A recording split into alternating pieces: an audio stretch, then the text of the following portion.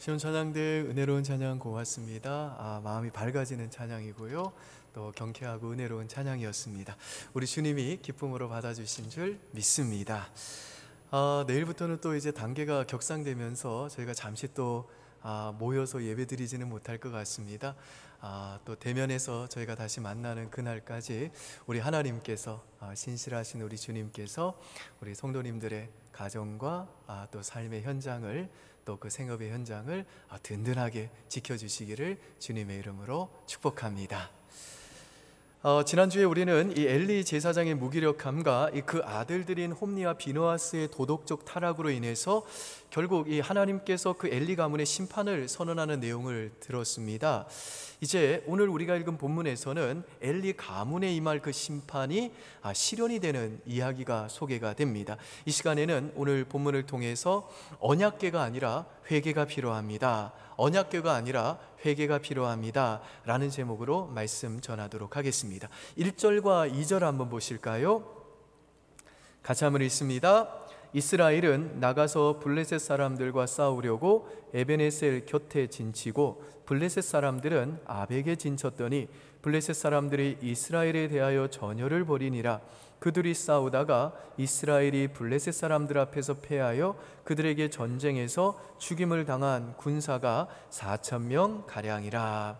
이 말씀에서 보시듯이 이스라엘과 블레셋과의 큰 전쟁이 있었는데요, 이 전쟁에서 이스라엘이 참패를 당했습니다. 자그마치 4,000명의 군인이 죽었어요. 사실 이때만 해도 이 블레셋은 이스라엘이 힘만 모으면 이길 수 있는 나라였습니다. 그렇기 때문에 이 이스라엘 백성은 그 4,000명의 군인이 죽고 난 다음에 굉장히 당황했던 것 같습니다. 그래서 이스라엘이 그렇게 참패를 당한 후에 이스라엘 장로들이 모여가지고 의논을 했는데, 이들이 결정한 내용이 참 재밌습니다. 그들이 어떤 결정을 했는고 하면 우리가 빨리 실로에 가서 언약궤를 가져오자 라는 것이었습니다. 우리 3절과 4절 보시죠. 제가 한번 읽겠습니다. 백성이 진영으로 돌아오매 이스라엘 장로들이 이르되 여호와께서 어찌하여 우리에게 오늘 블레셋 사람들 앞에 패하게 하셨는고 여호와의 언약궤를 실로에서 우리에게로 가져다가 우리 중에 있게 하여 그것으로 우리를 우리 원수들의 손에서 구원하게 하자 하니, 이에 백성이 실로에 사람을 보내어 그룹 사이에 계신 만군의 여호와의 언약궤를 거기서 가져왔고 엘리의 두 아들 홈니와 비느하스는 하나님의 언약궤와 함께 거기에 있었더라. 잘 아시는 대로 이 언약궤는 하나님의 임재를 상징하는 성물이었습니다. 아마도 이때 이 전쟁에서 패한 이스라엘 백성은 우리가 하나님의 능력으로 가자, 우리 힘으로 싸우려고 하니까 안 되는 것 같다, 우리가 하나님의 능력을 가지고 싸워야 되겠구나, 빨리 가서 언약궤 가지고 와라, 하나님이 우리와 함께 하시는 증표가 되는 이 언약궤만 우리 가운데 있다면 우리가 능히 싸워서 이길 수 있을 거다라는 의도에서 이 언약궤를 가지고 오라고 했던 것 같습니다. 그래서 그 언약궤를 전쟁터로 가지고 오니까 이스라엘 사람들은요, 이제 그들 가운데 하나님이 들어오시는 것 같았기 때문에 그야말로 사기가 충만해졌습니다. 그래서 5절에 보시면 그 이스라엘 백성이 그 언약궤를 보자 이제는 우리가 이 전쟁에서 이겼다, 승리했다라고 소리를 막 지르는 바람에 땅이 진동했다라고 말씀합니다. 5절 보실까요? 같이 읽습니다. 여호와의 언약궤가 진영에 들어올 때에 온 이스라엘이 큰 소리로 외치매 땅이 울린지라.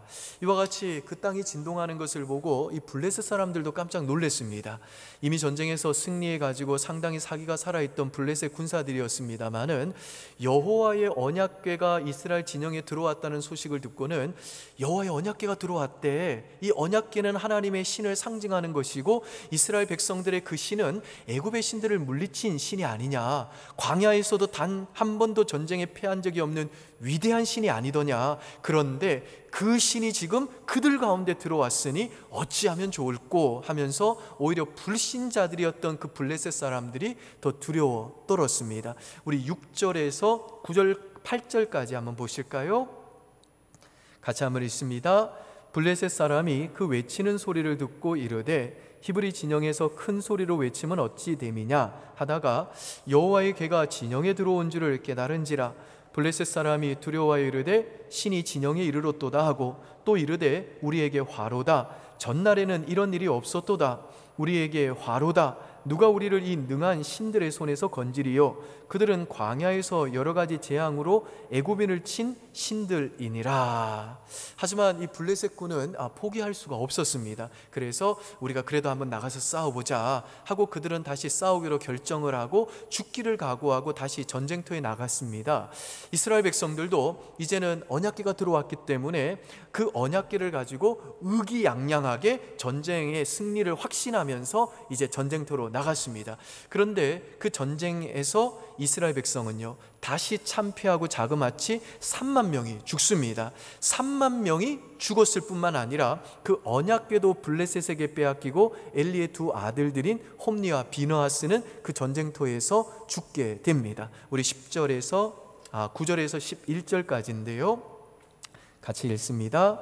너희 블레셋 사람들아, 강하게 되며 대장부가 되라. 너희가 히브리 사람의 종이 되기를 그들이 너희의 종이 되었던 것 같이 되지 말고 대장부같이 되어 싸우라 하고, 블레셋 사람들이 쳤더니 이스라엘이 패하여 각기 장막으로 도망하였고, 살육이 심히 커서 이스라엘 보병에 엎드린 자가 3만 명이었으며 하나님의 궤는 빼앗겼고 엘리의 두 아들 홈니와 비느하스는 죽임을 당하였더라. 우리가 읽지는 않았습니다마는 12절 이후의 말씀에 보면 이제 실로에 있던 엘리 제사장이 그 아들 홈니와 비느하스가 전쟁터에서 죽었고 언약궤마저도 이 블레셋 사람에게 빼앗겼다는 소식을 듣고는 뒤로 넘어져 목이 부러져 죽습니다. 그러니까 엘리 가문에 임할 그 하나님의 심판의 말씀이 그대로 엘리 가문에 성취가 된 겁니다. 여러분, 오늘 우리가 이 본문을 읽으면서 우리에게 어떤 생각이 드는가 하면, 왜 이런 일이 일어났을까? 이스라엘 백성은 하나님만 모시고 가면 문제가 없을 것이라고 생각해가지고 하나님을 모시고 간다는 의미에서 언약궤를 가지고 간 건데, 하나님은 왜 그 언약궤까지 빼앗기게 만들고 이스라엘 백성이 그렇게 그 블레셋 사람들에게 조롱거리가 되게 하고 하나님의 그 크신 이름과 명예도 실추되게 할 정도로 그렇게 전쟁에서 비참하게 패하게 하셨을까? 대체 이 언약궤를 가지고 전쟁터에 나갔던 이 이스라엘 백성들의 그 영적인 문제는 대체 뭘까라고 하는 의문을 가지게 됩니다. 저는 이때 이스라엘 백성의 영적인 문제가 무엇인지를 여호수아서에서 확인할 수 있다고 생각이 됩니다. 여호수아서에 보면요, 여호수아가 이끌던 그 이스라엘 백성이 여리고라고 하는 정말 난공불락의 성을 무너뜨리고 대승을 거둡니다. 그런데 그 승리를 거둘 때에 아간이라고 하는 사람이 그 성에서 탈취한 전리품을 몰래 숨기는 죄를 짓습니다. 그런데 그 사실을 모르고 있던 여호수아와 이스라엘 백성은 사기충천해 가지고 여리고 성과는 비교되지 않는 그 허술하고 작은 아이성에 쳐들어갔는데, 그곳에서 어이없게도 패배하고 36명이 죽는 어처구니 없는 대패를 하게 됩니다. 그런데 그때 이스라엘 백성이 그 전쟁에서 패배하고 돌아왔을 때 여호수아가 했던 일과 오늘 본문에서 지금 이스라엘 백성이 했던 일을 비교해 보면 아주 흥미롭습니다. 여호수아가 그때 이 아이성 전투에서 패배하고 난 후에 했던 일이 뭔지, 여호수아 7장 5절에서 10절까지 조금 깁니다만은 한번 자막을 보고 따라와 보시죠. 제가 한번 읽어보겠습니다. 아이 사람이 그들을 36명쯤 쳐 죽이고 성문 앞에서부터 스바림까지 쫓아가 내려가는 비탈에서 쳤으므로 백성의 마음이 녹아 물같이 된지라. 여호수아가 옷을 찢고 이스라엘 장로들과 함께 여호와의 궤, 언약궤입니다, 언약궤 앞에서 땅에 엎드려 머리에 티끌을 뒤집어 쓰고 저물도록 있다가 이르되 슬프도소이다. 주 여호와여, 어찌하여 이 백성을 인도하여 요단을 건너게 하시고 우리를 아모리 사람의 손에 넘겨 멸망시키려 하셨나이까? 우리가 요단 저쪽을 만족하게 여겨 거주하였더라면 좋을 뻔하였나이다. 주여, 이스라엘이 그의 원수들 앞에서 돌아섰으니 내가 무슨 말을 하오리까? 가나안 사람과 이 땅의 모든 사람들이 듣고 우리를 둘러싸고 우리 이름을 세상에서 끊으시리니 주의 크신 이름을 위하여 어떻게 하시려 하나이까? 여기까지 읽겠습니다. 이때만 해도 이 여호수아와 이스라엘 장로들은 그들이 아이성 전투에서 패배한 이유가 아간의 죄 때문이라는 걸 몰랐습니다. 그래서 그들이 전쟁에서 패하고 36명이 죽는 일을 당한 후에 너무너무 당황스러웠던 겁니다. 그리고 그 패배한 이후에 여호수아와 이스라엘 장로들이 이제 전쟁에서 돌아와 보인 모습은 무엇이었는가 하면 여호와의 계인 그 언약궤 앞에서 그 하나님과 자신의 관계를 다시 한번 돌아보고 점검하면서 하나님의 그 크신 이름과 명예가 실추된 것 때문에 그들의 옷을 찢으며 해가 저물도록 애통해하고 안타까워하면서 주여 슬프도소이다, 주님 어찌하여 이런 일이 우리에게 일어났나이까 라고 그들의 마음을 찢고 하나님과 그들 사이의 관계를 다시 한번 확인하고 점검하면서 정말로 진심으로 하나님을 찾고 있는 모습이었다라는 겁니다. 자, 이제 이 여호수아와 장로들의 이 모습과 오늘 본문에 나오는 똑같이 전쟁에서 패배한 이스라엘 백성의 모습을 비교를 한번 해보시죠. 사무엘상 4장 3절과 4절입니다. 이건 우리 한번 같이 한번 읽겠습니다. 시작. 백성이 진영으로 돌아오매 이스라엘 장로들이 이르되 여호와께서 어찌하여 우리에게 오늘 블레셋 사람들 앞에 패하게 하셨는고 여호와의 언약궤를 실로에서 우리에게로 가져다가 우리 중에 있게 하여 그것으로 우리를 우리 원수들의 손에서 구원하게 하자 하니 이에 백성이 실로에 사람을 보내어 그룹 사이에 계신 만군의 여호와의 언약궤를 거기서 가져왔고 엘리의 두 아들 홈니와 비느하스는 하나님의 언약궤와 함께 거기에 있었더라. 여러분, 뭐가 문제라고 생각하십니까? 아니, 여호수아 때와 지금 이스라엘, 지금 이 사무엘상의 이 전쟁의 패배는 무엇이 달랐다고 생각이 드십니까? 지금 이스라엘 백성의 모습은 전쟁에서 지고 난 다음에 하나님 앞에서 정말 그 하나님과 자신의 관계를 돌아보면서 마음으로 정말로 뉘우치고 가슴을 치면서 하나님을 찾고 있는 모습이 아니라 오히려 마치 미신을 신봉하는 사람들처럼 언약궤만 가지고 오면 우리가 이길 수 있다라는 겁니다. 다른 말로 하면 그들은 하나님과 그들의 관계에는 관심이 없고, 그리고 하나님의 그 크신 이름과 명예에는 전혀 관심이 없고, 그저 그 하나님을 그들의 전쟁에 끌어들여 그 하나님의 힘을 빌어가지고 전쟁에서 그들이 승리하는 데에만 관심이 있었다라는 겁니다.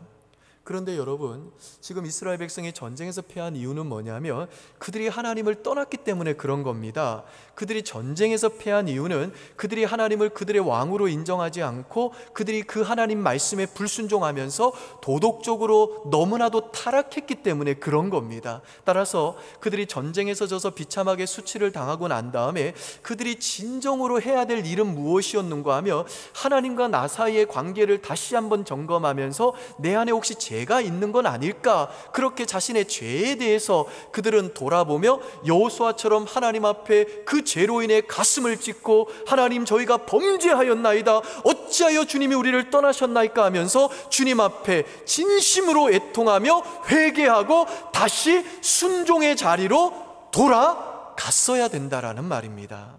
그런데 그들은 하나님 앞에서 회개하기보다는 오히려 생각하기를 언약궤 가지고 오면 돼, 언약궤 빨리 가지고 와라, 언약궤 가지고 오기만 하면 다시 우리가 전쟁에서 이길 수 있다, 그렇게 언약궤를 마치 부적처럼 사용하고 있다라는 것입니다.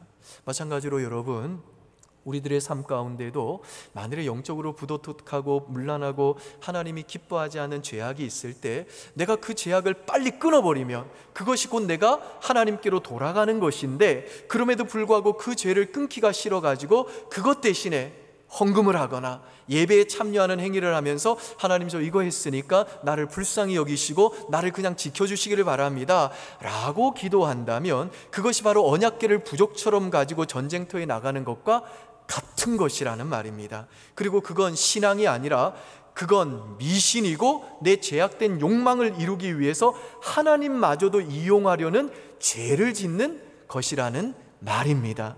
여러분, 저는 오늘날 현대교회에 문제가 있다면 죄를 철저하게 버리고 하나님께 돌이키는 것을 회개라고 말하지 않고 그냥 잘못된 것을 인정하는 것을 회개라고 착각하는 데 있다고 생각이 듭니다.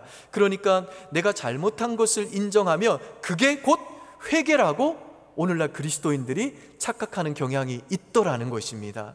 예컨대 남편이 뭐 잘못해서 아내와 부부싸움을 했습니다. 남편이 아무리 생각해봐도 자기가 잘한 게 없어요. 그래서 남편이 아내에게 그래 내가 잘못했다니까 이젠 됐지 그럽니다. 그러면 아내가 당신이 뭐 잘못했는데, 당신이 잘못한 게 뭔지 한번 말해봐, 그리고 앞으로 어떻게 할지 말해봐 라고 다그칩니다.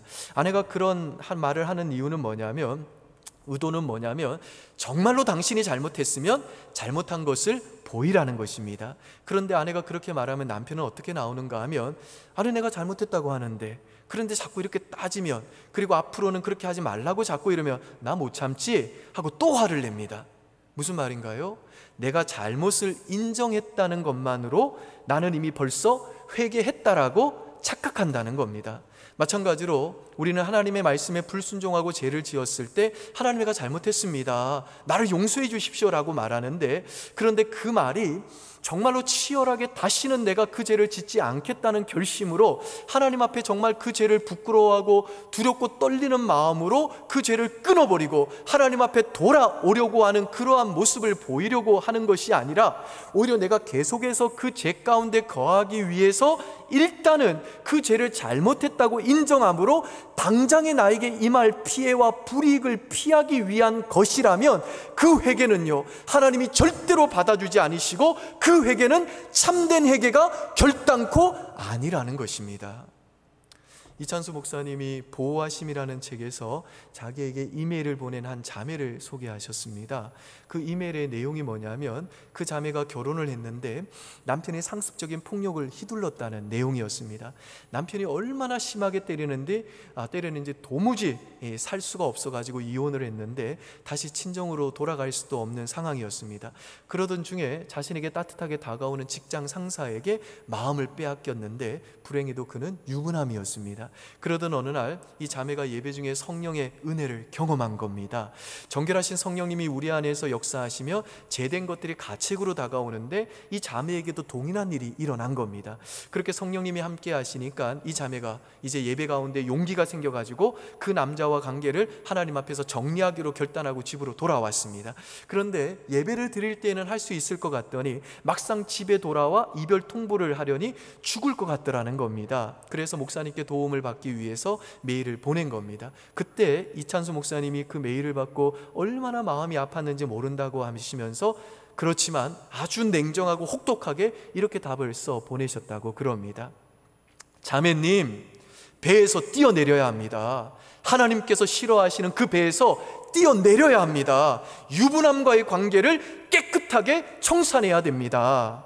여러분, 하나님보다 더 의지하는 그 무엇, 하나님보다 더 사랑하는 그 무엇, 인생의 풍랑에서 그것이 나를 안전하게 보호한다고 생각하는 그 무엇에서 뛰어내리지 않고서는 하나님의 역사는 우리 인생에 나타나지 않는 겁니다. 하나님이 원하지 않는 것, 하나님이 싫어하시는 게 있어서 하늘의 문이 닫혀 있으면 일단 그 죄를 깨끗하게 청산해야 그 하늘 문이 다시 열려 우리의 인생 가운데 하나님의 능력과 축복이 흘러나오게 되더라는 겁니다. 믿습니까 여러분? 아멘.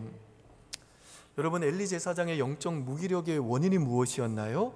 하나님보다 그 자식들을 더 사랑해서 그 자식들을 하나님 자리에 둔 것이었습니다. 근데 이건 엘리 제사장의 문제만이 아니라, 죄만이 아니라 그 당시 사사시대 말기에 하나님을 왕으로 인정하지 않고 자기 소견에 오른 대로 행하던 모든 이스라엘 백성들이 행하던 죄였습니다. 그러니까 하나님을 그 인생의 첫 자리에 두지 않았다는 것이 바로 엘리 제사장과 그 당시 이스라엘 백성의 죄악이었다는 말입니다. 그리고 우리가 지난주에 살펴본 대로 하나님은 이처럼 하나님을 우리 인생의 첫 자리에 두지 않는 이 엘리 가문과 이스라엘 백성의 죄악을 가리켜 하나님을 존중하지 않는 죄, 즉 하나님을 하나님답게 대접하지 않는 죄라고 말씀하셨습니다. 사무엘상 2장 30절 보실까요? 여러분이 한번 읽습니다. 시작.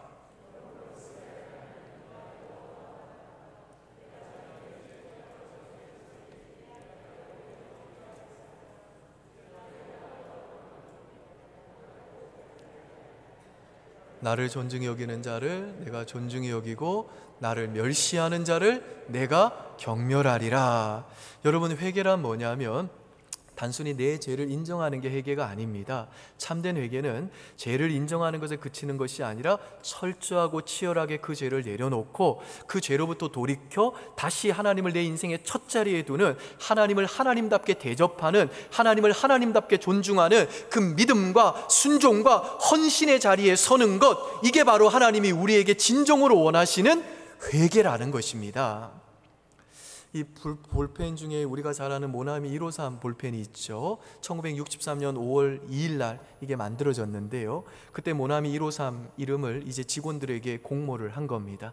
그때 프랑스 문학에 푹 빠져있던 한 여직원이 불어로 친구라는 뜻을 가진 모나미라고 짓자 그랬습니다.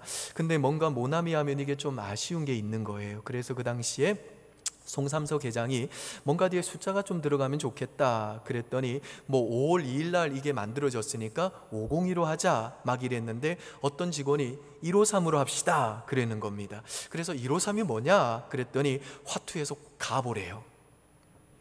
화투에서 제일 좋은 숫자가 땡 말고는 제일 큰 숫자가 153 가보잖아요. 그런데 송 회장이 크리스찬이잖아요. 그래서 그 직원을 흘겨보셨대요. 아니 어떻게 화투 숫자를 붙일 수 있냐. 그리고 핀잔을 주셨는데 왠지 자꾸만 이 153 숫자가 떠나질 않는 겁니다. 저걸 어디서 내가 더 들어봤는데 들은 숫자인데, 그리고 153을 버리기가 아까운 겁니다. 그리고 생각해보니까 요한복음 21장이 생각이 난 거예요. 책상에 가서 성경책을 펴고 153 그 숫자를 찾아서 요한복음 21장에 보니까 베드로가 그날 그 디베라 바닷가에서 고기를 잡았는데 몇 마리를 잡았나요? 153마리 잡은 거예요. 그래서 송삼석 회장이 요한복음 그 21장을 읽다가 직원이 갑오 숫자로 준 153, 이게 하나님 주신 숫자구나. 그래서 모나미 153이 만들어진 겁니다. 그런데 이 모나미 153이 만들어지기 전에 이 송 회장이 사업을 하다가 어느 날 기도원에 올라가서 너무너무 그 사업이 안 되고 힘들어가지고 기도하는 중에 갑자기 회개 기도가 터진 겁니다. 하나님, 제가 사업한다고 예배에 힘쓰지 못한 거 회개합니다. 이제부터 내가 하나님을 존중히 여기는 마음으로 모든 예배에 내가 성실히 참여하겠습니다.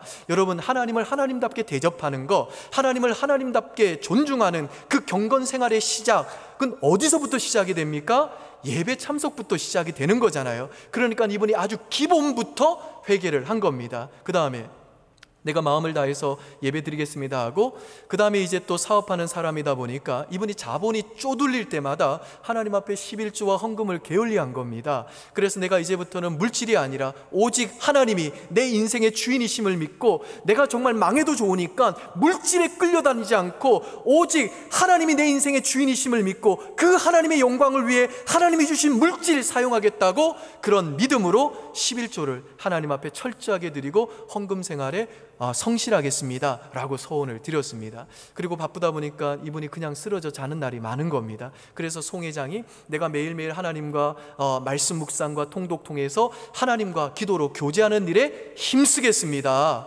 그렇게 회개하고 서원하고 하나님을 존중히 여기는 그 헌신의 자리로 돌아왔는데, 그러면 하나님이 이제 어떤 일을 하셔야 되는데 아무것도 일어나지 않는 겁니다. 그러다가 어느 날 이제 산업 박람회에 이 송 회장님이 참석을 하신 거예요. 근데 그 길 건너에 부스에 일본 업체가 참여를 했는데 일본 직원이 갑자기 뭘 꺼내서 쓰는 겁니다. 그 당시 한국은 이 정부 잉크를 찍어서 썼는데 이 일본 친구는요, 뭘 꺼내더니 그냥 쓱쓱 쓰는 겁니다. 이게 신기했던 거예요. 그래서 가서 보자 그러고 봤는데 유성 볼펜인 겁니다. 그걸 딱 보는 순간에 이 송삼석 회장이 저거다, 내가 저거 만들어야겠다. 그래서 1년 만에 일본에 건너가가지고 일본 최대 문구업체 회상 사장 만나가지고 무조건 가르쳐달라고 요구를 한 겁니다. 당신이 나에게 이거 가르쳐주기 전에는 나 일본 안 떠난다. 그러니까 그 송 회장의 열정을 보고 이제 그 일본 사장이 그걸 만드는 방법을 가르쳐 준 겁니다. 그래서 나온 게 이 모나미 153 볼펜이었습니다. 여러분, 기억하십시오. 우리 하나님은 어떤 분이신고 하면, 저와 여러분이 아무리 크고 많은 죄를 지었어도 우리가 정말 진정으로 예수께서 우리 죄 위에 십자가에 피 흘려 죽으셨다는 그 십자가의 보혈 의지하고 회개하기만 하면 언제나 우리를 용서하시고 다시 받아주시고 회복시켜 주시는 은혜가 충만하신 용서하시는 하나님이십니다.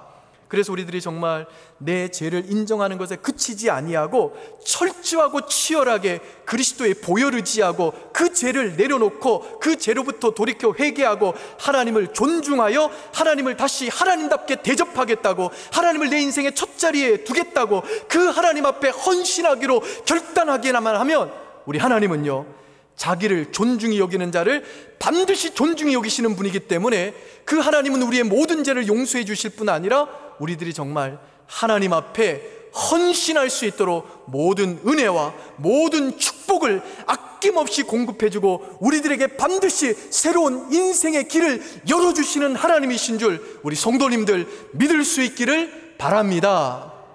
여러분, 이게 바로 너희는 먼저 그 나라와 그 의를 구하라, 그리하면 이 모든 것을 너희에게 더해주리라, 그 예수님이 말씀하신 하나님 나라의 법칙인 줄 믿으시기를 바랍니다. 제가 지난주에 부산에 사시는 어느 여집사님 간증을 들었습니다. 이분이 시집을 왔는데 집이 정말로 찢어지게 가난하더래요.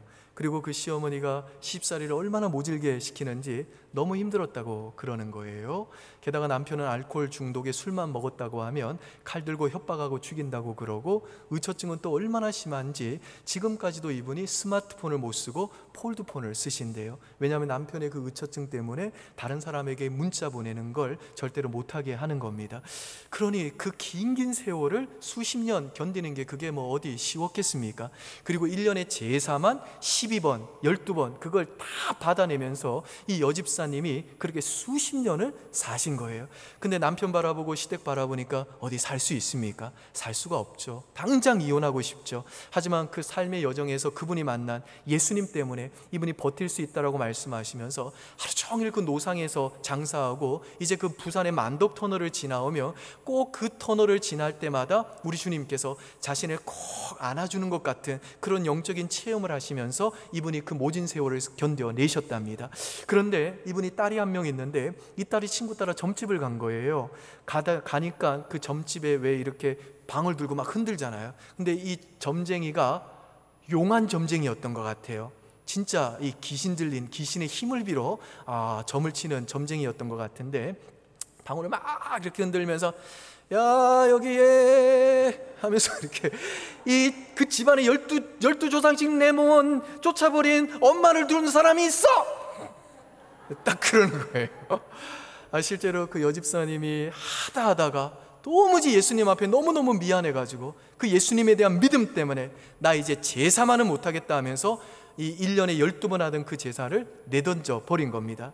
그러니까 남편도 이제 나이 먹다 보니까 힘 빠지고 시어머니도 돌아가시고 하니까 늙은 남편이 그래 제사 안 드려도 좋으니까 나만 버리지만 말아달라 이러면서 제사를 안 하게 됐다라는 거예요. 어떤 분이 간증을 들으면서 이런 얘기를 하시더라고요. 오늘 우리 모든 예수 믿는 사람들 점장의 집에 가보자고. 그런 판결을 받아야지. 당신 안에 지금 12귀신이 있어? 그럼 곤란하잖아요. 여러분, 이 여집사님은요, 뭐 이분이 부산에 사시는 것도 아무도 모르는 그냥 무명의 그리스도인이에요. 그리고 이분은 사실 그 딸이 점쟁이한테 갈 정도로 어떤 면에서는요, 그 자식을 믿음의 사람으로 키우는데 무능력한 어머니였습니다. 하지만 이분은 그 무능력함과 연약한 가운데서도 자신을 사랑한다고 안아주시는 그 주님의 은혜 때문에 하나님을 그 인생의 첫 자리에 두는, 하나님을 하나님답게 대접하는 그 믿음과 헌신의 길을 믿음으로 묵묵하게 그 수십 년간 걸어오신 겁니다. 그리고 우리 하나님은요, 그 누구도 주목하지 않았던 그 여집사님의 헌신과 열정을 기이 보시고 그 부족함과 연약함과 무력함에서 흘러나오는 그 눈물과 그 땀과 한숨과 한탄과 기도에다가 하나님의 전능한 은혜를 담으셔가지고 그의 전생애를 통해 남편을 항복시키시고 시어머니를 항복시키시고 12조상신을 내몰아 주시는 위대한 일을 행해 주셨다는 겁니다. 그리고 여러분, 그 딸내미도요, 점장이한테 그런 말 듣고 우리 엄마가 그렇게 구질구질하게 살면서 끝까지 붙들었던, 섬겼던 그 하나님이 진짜 살아계시구나 라고 하면서 그 딸내미도 두렵고 떨리는 마음으로 하나님께 돌아오지 않았겠습니까? 그러니까 우리가 지난 시간에 살펴보았듯이 우리 하나님은요, 우리들의 무능력함 때문에 우리를 결단코 책망하지 않는다는 겁니다. 우리 하나님은 어떤 분이시냐? 저와 여러분들이 정말 오늘 하루도 견디기 힘들고 불완전하고 무능력하다고 할지라도 눈물로 하나님 앞에 기도하면서, 하나님 제가 많이 부족합니다, 하나님 제가 오늘도 견디기 힘듭니다, 하나님 저는 또 실수하고 넘어지고 무능력하지만, 내 자식 하나 제대로 믿음으로 키우지 못한 무능력한 부모지만, 하나님 저는 그래도 우리 하나님은 완전하신 하나님이신 거, 전능하신 하나님인 거 저 믿습니다 고백하면서, 우리가 그 완전하신 하나님을 끝까지 의리하고 신뢰하면서 언제나 그래도 하나님을 하나님답게 대접하고 하나님을 첫 자리에 두고 하나님을 존중히 여기는 그 헌신의 길을 믿음으로 묵묵히 걸어가기만 하면, 하나님은 우리의 그 무능력함에다가 그분의 은혜를 담으셔가지고 우리의 그 깨어진 인생까지도 반드시 역전시키시고 우리와 우리 자손들의 그 인생의 길에 꽃길을 만들어주시는 하나님이신 걸 우리 사랑하는 성도님들 믿을 수 있기를 바랍니다. 여러분, 제가 우리 청년들한테 가끔 그래요. 얘들아, 우리 하나님은 자기를 존중히 여기는 자를 반드시 존중히 여기시는 분이시다.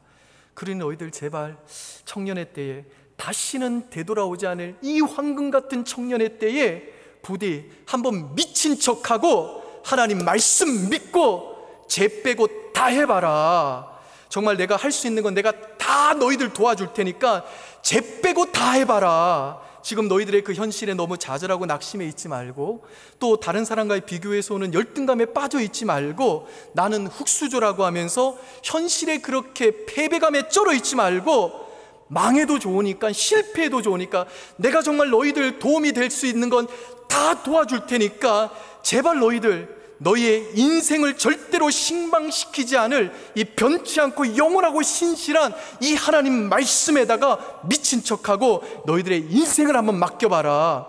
그래서 하나님이 너희들의 인생을 붙잡고 인도해 가시고 도와주시고, 정말 하나님이 아니면 도저히 설명할 수 없는 그런 희한한 인생, 진짜 멋진 인생을 한번 이 젊음의 때에 살아봐라. 그렇게 종종 큰 소리를 치면서 도전을 합니다. 그러면 제가 지들한테 별 도움이 안 된다는 걸 아니까 저한테 와서 도와달라는 청년이 없어요. 사실 제가 지들한테 별로 도움이 안 된다는 걸 저도 알고 우리 청년들도 알기 때문에 제가 그렇게 큰 소리를 칠 수 있는 겁니다. 사랑하는 우리 성도 여러분, 저는 오늘도 이제 이 설교를 마치면서 여러분에게도 큰 소리로 좀 외치면서 이런 도전을 드리고 싶습니다. 이 코로나가 장기화되면서 안 그래도 지금도 하루하루 전쟁 같다면서 아픔과 그 고통을 호소하는 우리 성도님들이 많으신데, 이제 내일부터 수도권의 이 방역 단계가 4단계로 격상되면서 우리 성도님들 아마 사는 게 더 힘들어질 것입니다. 근데 여러분, 세상이 이렇게 자꾸만 혼미해지고 불확실하고 어려워질 때 정말 깨어있는 예수 믿는 우리 그리스도인들이 해야 될 첫 번째 일은 무엇인가 하면, 걱정하고 염려하고 경기 침체 어떻게 살까 막막하다고 그렇게 걱정하는 게 아니라, 지금 나는 하나님과 바른 관계 속에 있는가, 하나님과 나와의 관계를 다시 한번 점검해 보는 일입니다. 하나님과의 관계가 내가 바르게 되어 있으면요, 우리 인생의 전쟁터에서 만군의 여호와 하나님께서 언제나 내 편 되셔서 나를 이기게 하시고 나를 도와주시고 내 인생을 책임져 주실 것이기 때문에 우리는 어떤 시련과 풍파 중에서도 안전하고 노래하고 찬양할 수 있는 겁니다. 그러므로 우리 은평의 교우 여러분들, 이 시간 하나님을 혹시라도 내 인생의 첫 자리에 두지 않는 죄가 있다며 예수님의 보혈 의지에서 철저하게 그 죄 회개하시고, 내가 아무리 힘들어도 하나님을 내 인생의 첫 자리에 두는, 하나님을 하나님답게 대접하는, 하나님을 하나님답게 존중하는 그 믿음과 헌신의 자리, 믿음으로 끝까지 지켜내시기를 주님의 이름으로 부탁드립니다. 그래서 이 어렵고 힘들고 불확실한 이 위기의 시기에도 정말 하나님을 존중히 여기는 자를 반드시 존중히 여기시는 이 신실하고 전능하신 하나님이 정말 우리에게 베푸시는 그 인도하심과 그 책임져 주심과 그 붙잡아 주심과 그 도와주심과 그 건져 주심과 그 승리케 하심을 날마다 누리고 사는, 정말 하나님이 아니면 도무지 설명할 수 없는 진짜 희한한 인생, 진짜 멋진 인생으로 살아내시는 우리 성도님들 되시기를 주님의 이름으로 축복합니다. 그래서 여러분, 우리 다음 대면 예배 때 기쁨으로 만날 때 서로 어떻게 지냈어? 그동안 보고 싶었는데 말도 마. 하나님이 없이는 설명할 수 없는 그런 인생을 내가 살았다니까?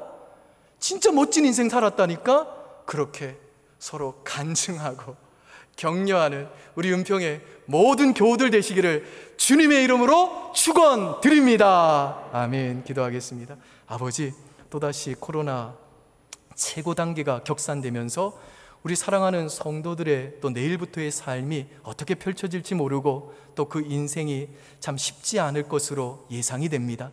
이런 어려울 때에 우리 성도들 예수 믿는 자답게 하나님을, 전능하신 하나님을, 만군의 여호와를 아버지로 부르는 자들답게 경기 침체나 혹은 또 어떻게 먹고 살까 그렇게 이방인처럼 걱정할 것이 아니라 오히려 이렇게 자꾸만 혼미해지고 불확실한 시대일수록 나는 지금 제대로 가고 있는가?